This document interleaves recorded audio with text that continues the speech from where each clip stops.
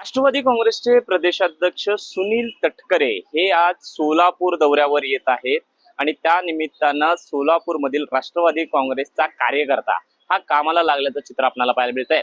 खरं तर काल राष्ट्रवादी काँग्रेसचे प्रदेशाध्यक्ष सुनील तटकरे यांना छावा संघटनेकडनं निवेदन देण्यात आलं आणि त्यानंतर त्यांच्यासमोर पत्ते टाकण्यात आले।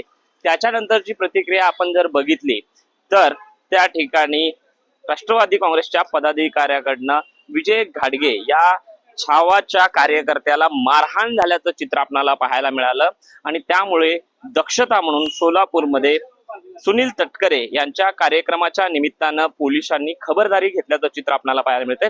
साधारणतः 2च्या सुमारास सुनील तटकरे यांचं सोलापूर शहरातील तुळजापूर नाका या ठिकाणी आगमन होईल आणि त्यानंतर तिथून जे आहे ते तुळजापूर नाका ते हुतात्मा स्मृती मंदिरापर्यंत एक रॅली निघणार आहे।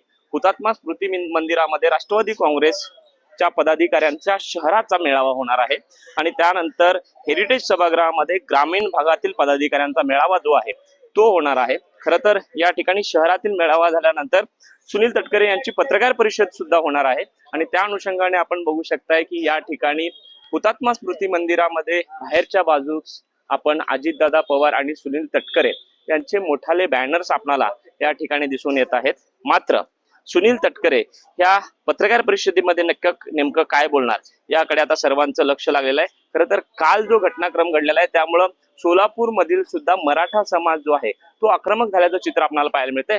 त्यामुळं आज सुनील तटकरे यांचा कार्यक्रम कशा पद्धतीनं पार पडतो याकडे सर्वांचं लक्ष लागलेलं आहे। कॅमेरा संतोष शेखसह विश्वभूषण लिमये, साम टीव्ही न्यूज, सोलापूर। आता isakal.com आहे देशातील नंबर 1 ची मराठी न्यूज वेबसाईट।